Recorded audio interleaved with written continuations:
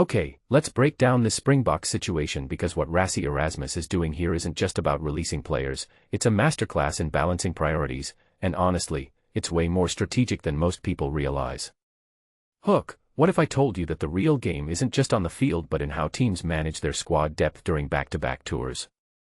So, Erasmus is sending some players back to their franchises during the All Black series. On the surface, that sounds like common sense, keep your players match fit, right? But here's what fascinates me, he's doing it while prioritizing Argentina first. Wait, Argentina? The team that's historically been a tougher nut to crack in Buenos Aires? That's not just smart, it's almost counterintuitive.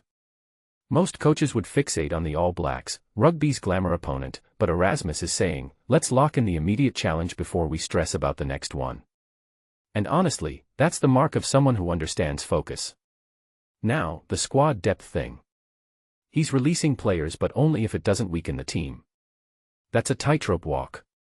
Let me unpack this, if you hold on to players too long, they get rusty sitting on the bench. Release them too early, and you risk injuries or losing cohesion. But Erasmus is essentially telling franchises, we're partners, not competitors, which is huge in a sport where club versus country tensions are real. From my perspective, this isn't just about logistics, it's about building long-term trust with domestic teams. That's the hidden play here. Wait, did you catch his quote about not wanting to keep a guy without using him? That's brutally honest. Rugby's a physical game, players need rhythm.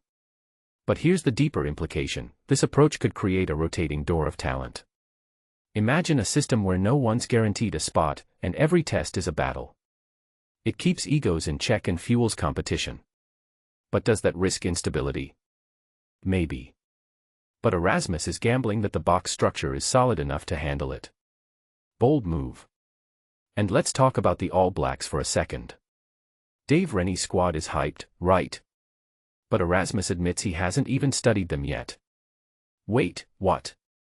That's not laziness, that's confidence in his process. He's saying, we'll prepare when the time's right, not a second earlier. In an era where coaches overanalyze opponents to death, this feels refreshingly old school. But is it risky? Absolutely.